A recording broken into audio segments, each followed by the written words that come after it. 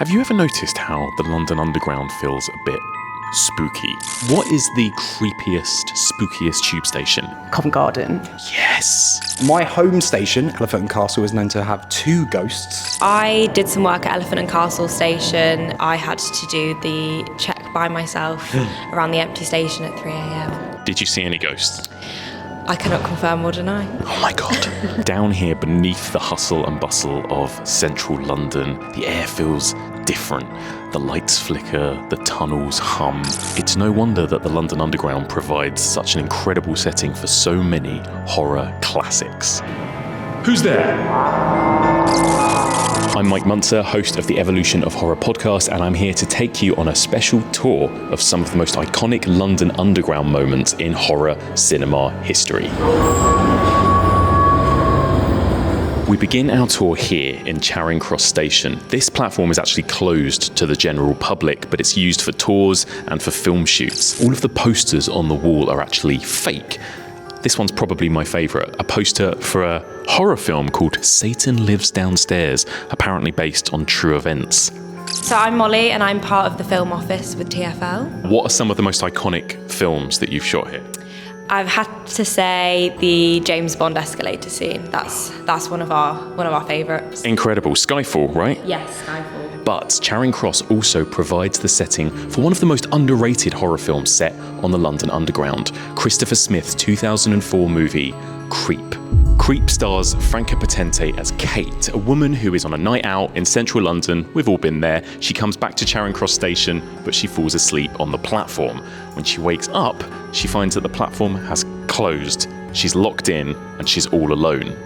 Or is she all alone? We realise that she isn't alone, but the problem is that there is some kind of horrific cannibal man living within the network of rail systems and tunnels. And it's a cat and mouse survival horror thriller, all set around Charing Cross, where we're standing right now. What Creep does so well, especially for us Londoners, is it takes a really familiar setting, the tube station at night, but it turns it into a claustrophobic maze of terror. This film really sort of captured and typified that terrifying feeling that you get late at night when you're trying just desperately to get home. Yeah.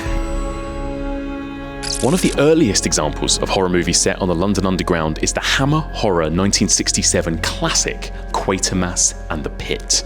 It's set in the fictional tube station of Hobbs End, where a strange metallic object is uncovered within the walls of the underground station. At first, people assume it's an unexploded bomb left over from the Blitz.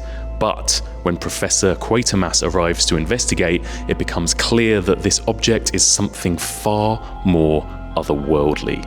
It turns out that it's not a bomb, it's some sort of alien spacecraft. The Martians are plotting something. It's always Martians. It's always Martians. You've got that incredible kind of like sumptuousness of the colour Hammer films. Even if you think about the underground station that we're in now, you know, we can see lots of yellow and orange and obviously the primary colours of the TfL symbols themselves. Like, it all kind of pops off the screen. It's quintessential Hammer horror. It's vibrant, it's colourful, it's gothic, it's fun, and it's far less gritty and disturbing than Creep. But it does deal with real, scary themes, mostly about how little we know about what really lies underneath our streets here in London. Here we are in Russell Square, which is the setting of one of the creepiest horror films of the 1970s, Gary Sherman's Deathline. Deathline is about a police detective played by Donald Pleasance investigating a disappearance of a man on a tube station. What they come to find is that there may be a survivor of a cave-in that happened who is using stragglers of the underground as raw meat. The cannibalistic killer that lives in the tunnels isn't just a monster, he's also a representative of something bigger, the downtrodden underclass of London. He may be a cannibalistic killer, but he's also just lonely. Hugh Armstrong, I think, gives a really nuanced and empathetic performance where it's almost like Frankenstein-like, where he's terrifying, but there's a part of him where you sort of feel a sorrow for him. He only has one line of dialogue that he repeats over and over again to chilling effect. It's a line that many Londoners will be very familiar with. Mind the doors. Mind the doors.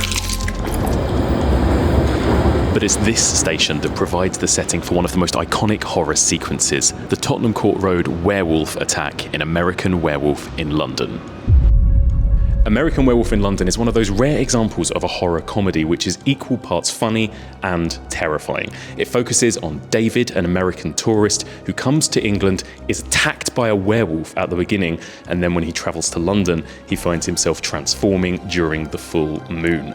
But one of the most iconic moments happens at Tottenham Court Road station, in which an unsuspecting commuter finds himself being stalked and savagely mauled by the werewolf. Who's there? I think it's one of the most effective scenes for sort of showing but not showing something so utterly terrifying. And there is something so eerie about the fact that it is just him. There's that kind of echoing as he's calling down and the echoing of the growls. There's something about that sequence specifically that feels so British. The guy who gets off the train, he looks very civil servant. I can assure you, this isn't the least bit amusing.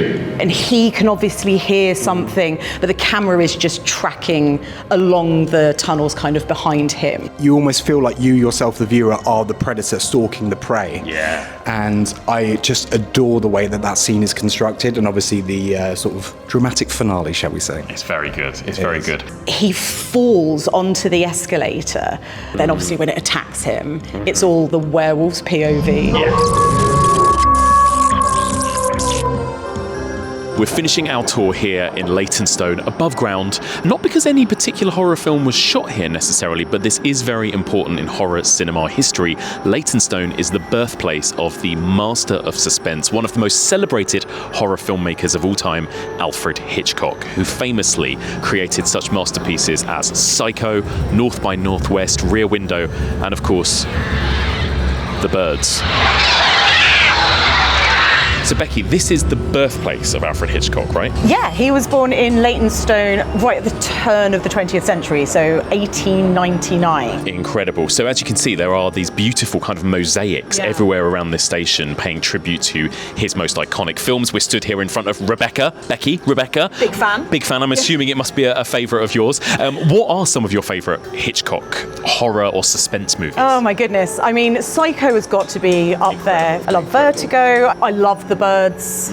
It's amazing how this man would have been 126 years old, and yet his films have really stood the test of time. I mean, what does it mean to still have these iconic images at Leytonstone Station like this, do you think? Well, it's incredible because I think as film fans, as people who work in film and especially like in genre cinema, we're very aware of Hitchcock. You know, we watch his films, we screen his films, we write about them. But what this really shows is that he transcends all of that, very much kind of part of the local area, part of the local community. The fact that Hitchcock was born in Leytonstone, you know, you can look around you and kind of see his fingerprints all over it, and it's so nice to see him celebrated.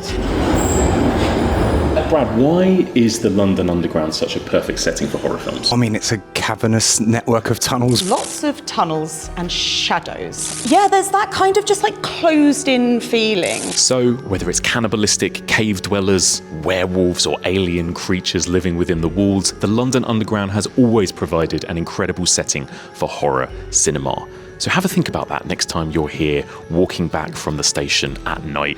Don't forget, there could be ghouls, ghosts, monsters lurking round every dark corner.